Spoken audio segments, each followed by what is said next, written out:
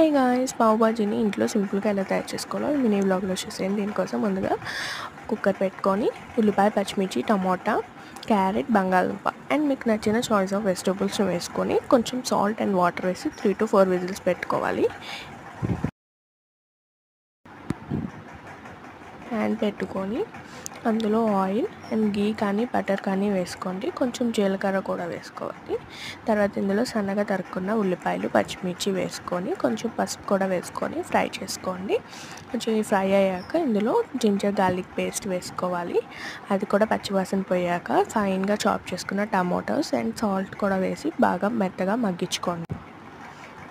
ఇలా మగ్గాక ఇందులో పావ్ బాజీ మసాలా, గరం మసాలా, ధనియాల పొడి, కారం అండ్ మ్యాజిక్ మసాలా అని వస్తుంది. సో అది చాయిస్ అనమాట. మీకు నచ్చితే వేసుకొని, లేకపోతే లేదు. వేసుకుంటే టేస్ట్ బాగుంటుంది. వేసుకొని కొంచెం లో ఫ్లేమ్లో మగ్గించుకోవాలి.